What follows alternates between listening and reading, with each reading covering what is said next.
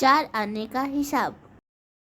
चंदनपुर का राजा बड़ा प्रतापी था। सभी और उसकी समृद्धि की चर्चाएं होती थी, लेकिन हर एक सुख सुविधा होने के बाद भी राजा का मन अशांत था। उसने कई पंडितों से इसका कारण जानना चाहा, यज्ञ करवाए, फिर भी राजा का दुख दूर नहीं हुआ। एक दिन वह भेष बदलकर अपने राज्य की सैर पर निकला। एक खेत के निकट से गुजरते समय उसकी नज़र एक किसान पर पड़ी। पुराने वस्त्र पहना वह किसान पेड़ की छांव में बैठकर भोजन कर रहा था। उसके पुराने वस्त्र देखकर राजा ने सोचा कि कुछ स्वर्ण मुद्राएं देकर किसान की मदद करनी चाहिए। राजा ने किसान के पास जाकर कहा, मुझे तुम्हारे खेत पर 4 स्वर्ण मुद्राएं मिली है। खेत तुम्हारा है तो मुद्राएं भी तुम ही रख लो। किसान ने जवाब दिया, नहीं सेठ जी, यह मुद्राएं मेरी नहीं है, इसे आप ही रखिए या दान कर दे।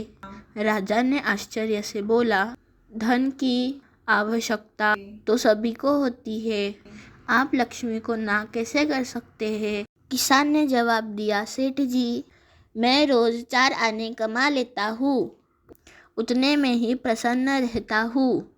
राजा ने चौंक कर कहा, क्या आप सिर्फ 4 आने में कैसे प्रसन्न रह सकते हैं?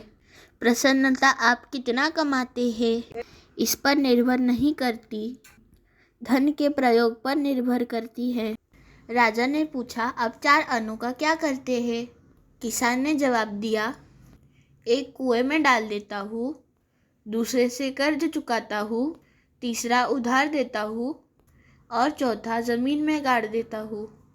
राजा आगे कुछ पूछता, इससे पहले किसान वहां से चला गया। अगले दिन राजा ने अपनी सभा में सब बताया, किंतु किसी के भी तर्क से राजा संतुष्ट नहीं हुआ।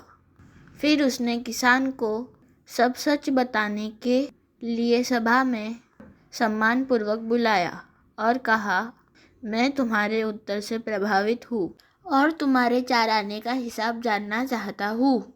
बताओ, तुम अपने 4 आने किस तरह खर्च करते हो जो तुम इतना प्रसन्न और संतुष्ट रह पाते हो? राजा ने प्रश्न किया। किसान बोला, हुजूर, जैसा कि मैंने बताया था, मैं एक आना कुएं में डाल देता हूँ, यानी अपने परिवार के भरण पोषण में लगा देता हूँ। दूसरे से मैं कर्ज चुकाता हूँ, यानी इसे मैं अपने वृद्ध माँ बाप की सेवा में लगा देता हूँ।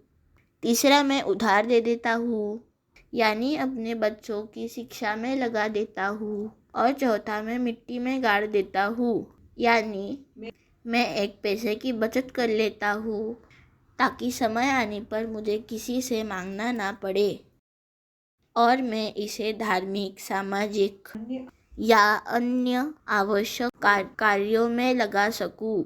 राजा को अब किसान की बात समझ में आ चुकी थी। राजा की समस्या का समाधान हो चुका था।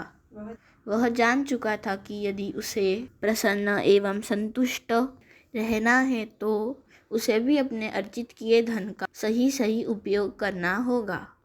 धन्यवाद।